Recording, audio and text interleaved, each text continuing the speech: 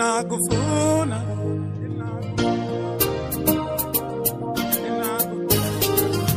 Ninakufunga chehra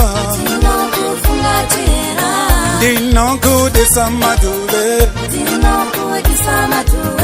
Ninakufunga chehra Ninakudisa madure Ore paduze baby Ore paduze baby Oya paduze moyo wangu baby Uripo hapana chinorema Kana musozi baby gani mochema Andizivi uri muchuku mutema Pande kutarisa ndeita kungerema Ndiga kufunga ndishiwa chanyanga paketi baby girl Ndinenge stupeti kutokanganwa Sirakani ye kutoileti Mudiwa wangu wandita chipupeti Baby niwe Ninakufunga chehra Ninakudisa madure Ninakufunga chehra Ninakudisa madure Ore paduze baby Ore paduze baby Oya paduze moyo wangu baby Kufunga kwandiri Ndatohita mapiripiti Ndatopekeza marikiti Ndatobudo kwirikiti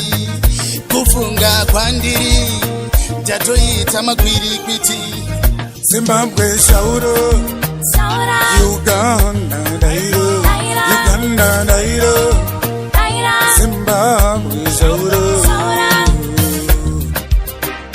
Lichiro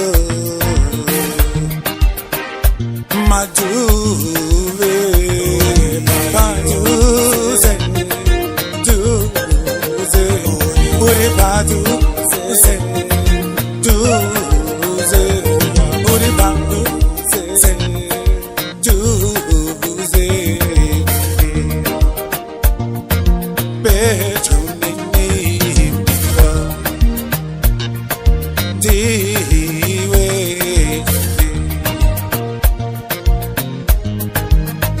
Zimbabwe shauro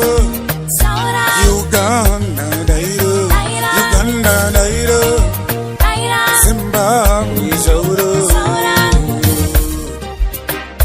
Lichiro Baby siyana na suse Lationa swedera kapaduse Uya paduse Kavasanga kufunze Eka mukwende futi hona kandisunze Rudose rurimbo ndatona mirira Semoto ndoto kushitira Ngomaria futi hona ndakuyimbira Me love the cow them so me say again Zimbabwe shout them Uganda Zimbabwe shout Lichiro